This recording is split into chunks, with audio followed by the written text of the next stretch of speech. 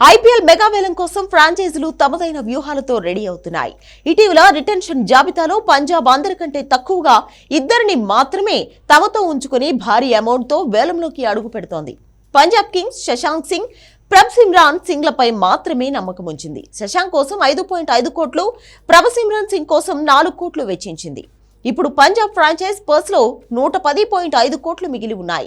పెద్ద మొత్తంతోనే వేలంలోకి వెళ్తున్న Punjab coach Ricky Ponting mega plan వేశాడు. వేలంలో రిషబ్ పంత్ని దక్కించుకోవాలని చూస్తున్నాడు. అతని కోసం భారీగా ఖర్చు చేసేందుకు ప్రీతి జింతాతో కలిసి సంప్రదింపులు కూడా జరిపాడని తెలుస్తోంది. పంత్తో పాటు Ravi Bishnoi, Liam Livingstone, Johnny Bairstow మరియు హర్షదీప్ సింగ్లపై కూడా పాంటింగ్ కన్నేశాడు. వాస్తవానికి పంజాబ్ కింగ్స్ కెప్టెన్ కోసం వెతుకుతోంది. ఈ పరిస్థితుల్లో రిషబ్ పంత్ వాళ్లకు బెస్ట్ ఆప్షన్ గా కనిపిస్తున్నాడు.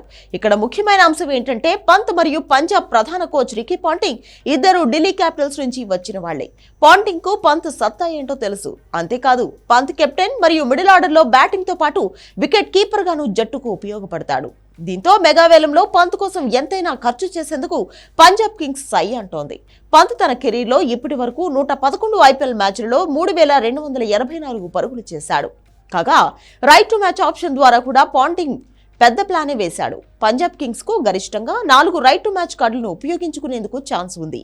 ఈ నేపథ్యంలో వేలంలో వాటిని సరిగ్గా వినియోగించుకుని కీలక ఆటగాళ్లను వెనక్కి తీసుకునేందుకు ప్లాన్ చేసింది.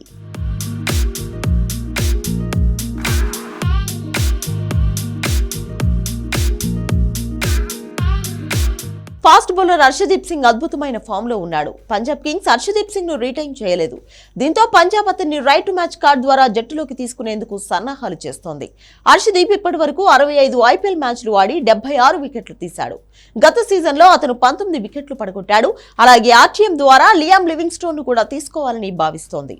స్టోన్ గత సీజన్లో 7 మ్యాచ్ల్లో 111 పరుగులు చేశాడు. లీగ్లో 39 మ్యాచ్ల్లో 939 పరుగులు చేశాడు. ఇక రైట్ మ్యాచ్ కార్డు ఉపయోగించి జానీ బేస్టోను కూడా తీసుకునే ఛాన్స్ ఉంది. బేస్టో రాకతో జట్టుకు 2 వికెట్ కీపింగ్ ఆప్షన్స్ ఉంటాయి. మొత్తం మీద పంజాబ్ 4 ఆర్టీఎంలను ఉపయోగిస్తే పలువురు కీలక ఆటగాళ్లు మళ్లీ జట్టులోకి రావడం ఖాయమైనట్టే.